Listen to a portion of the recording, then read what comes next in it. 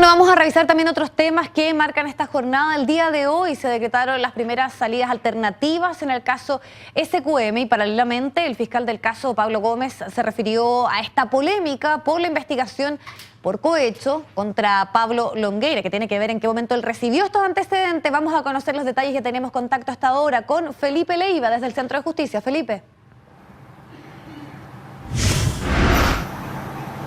Hola Viviana, Claudio, ¿cómo están? Muy buenas tardes. Una formalización más en el caso SQM con algunos personajes ya conocidos de esta indagatoria, por ejemplo el operador político Giorgio Martelli, también Alejandro Zule y Patricio Contés, el ex gerente general de la minera no metálica, marcan finalmente los protagonistas más conocidos de esta formalización. En el caso de ellos, una especie de reformalización para precisar los delitos que se le imputan por parte del Ministerio Público, pero tú lo decías, se concretan en el caso Soquimich las primeras salidas alternativas con la suspensión del procedimiento con el pago de multas. Y esto es para 5 personas que fueron formalizadas durante esta jornada acá en el 8º juzgado de garantía, que fueron formalizados y que de inmediato se dio esta salida alternativa. Razones por parte del Ministerio Público: el monto de las boletas finalmente emitidas, también la irreprochable conducta anterior y la colaboración con la investigación. ¿Quiénes son ellos? Carlos Tudela, hijo, hablamos del hijo del ex embajador en Singapur, Carlos Tudela, que iba a ser formalizado, pero que se ausentó durante esta jornada. Él deberá pagar 816.000 pesos. Esa es la multa que se le pide por parte del Ministerio Público y que él aceptó durante esta jornada. Carlos del Calci, también investigado en el caso SQM, 400.000 pesos. Ignacio Rojas, 333.000. Andrés Campos, 166. Y Patricio Purcell, 833.000. Esos son los montos que van a tener que pagar como multa estas personas que fueron formalizados, los denominados boleteros en el caso de SQM, que fueron formalizados y que de inmediato se le propuso esto por parte de la Fiscalía y que aceptaron suspensión del procedimiento, luego que finalmente se pague esta multa que todos los imputados aceptaron durante esta jornada. Pero tú mencionabas, Viviana, un tema no menor que ha marcado finalmente las últimas horas por parte del fiscal a cargo del caso Soquimich, el actual persecutor regional de Valparaíso, Pablo Gómez, y esto por esta polémica que se generó de cuando finalmente el Ministerio Público recibe los antecedentes que vinculan a Pablo Longueira con estos correos con Patricio Contés y el eventual delito de cohecho. Él dice que recibió los antecedentes el 8 de enero de este año. Emiliano Arias, quien fue fiscal del caso SQM, actual persecutor regional de O'Higgins, dijo que el fiscal Gómez lo recibió en diciembre y el fiscal Gómez lo desmiente. Pero aquí surge algo no menor. Fuentes de CNN Chile nos decían que esto incluso era mucho más atrás, que el Ministerio Público sabía de estos correos electrónicos. Y es el 28 de septiembre del año pasado cuando el propio fiscal Sabas Chaguán, fiscal nacional de aquella época, se pone al tanto a través de un correo electrónico que le envía el fiscal Carlos Gajardo de esta información, donde se le decía que había los antecedentes de correos electrónicos entre Patricio Contés y Pablo Longueira vinculados al tema royalty. Justamente a ese escenario se refirió durante esta jornada previo a esta formalización el actual persecutor del caso SQM, diciendo que finalmente las críticas en contra de él son infundadas. Escuchemos. Hoy día apareció en la prensa escrita que los correos incluso los manejaba el equipo que me precedió en esta investigación desde fines del mes de septiembre.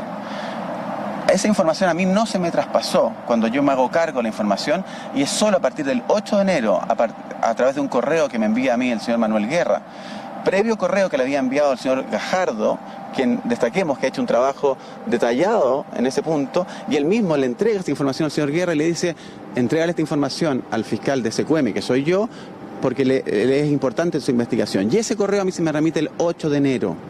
Y esa información yo la veo, la remito al equipo y nos pusimos a trabajar en esa arista.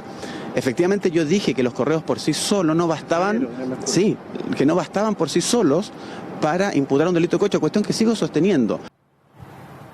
Es decir, estos antecedentes le llegan, según el propio fiscal Gómez, el día 8 de enero, 5 días antes de esta fallida declaración de Pablo Longueira. Recordemos que va a la Fiscalía en Valparaíso, le toma declaración Pablo Gómez, pero finalmente el ex senador de la UDI guarda silencio. Ese es el periodo de tiempo que dice que le llegan los antecedentes de estos correos electrónicos a Pablo Gómez. Pero surge esta información que yo te mencionaba, Viviana, este correo electrónico de Carlos Gajardo en septiembre del año 2015 a Sabas Chaguán. información. Incluso Saba Chaguán, en entrevista con nuestro canal en marzo de este año, dice que a lo mejor alguien le dijo, le avisó de algunos correos electrónicos, pero que él nunca vio, por ejemplo, el del royalty, cuando se mandaba una minuta con un cambio a nivel legislativo, que finalmente es parte de la ley vinculada al royalty, y que todo esto eran en conversaciones entre el exgerente general de SQM y el ex senador de la UDI, Pablo Longueira. Esa situación fue lo que se refirió durante esta mañana Pablo Gómez. Pasemos entonces ahora a la formalización. Yo te mencionaba las primeras salidas alternativas,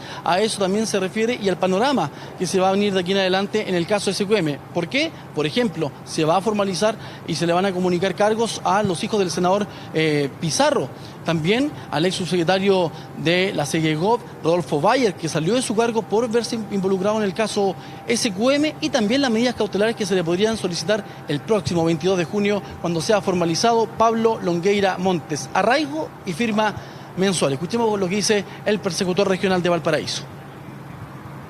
Los hijos del senador Pizarro, uno de ellos ya ha prestado su declaración y estaríamos en condiciones de comunicar cargos en forma próxima, lo mismo que respecto al señor Rodolfo Bayer.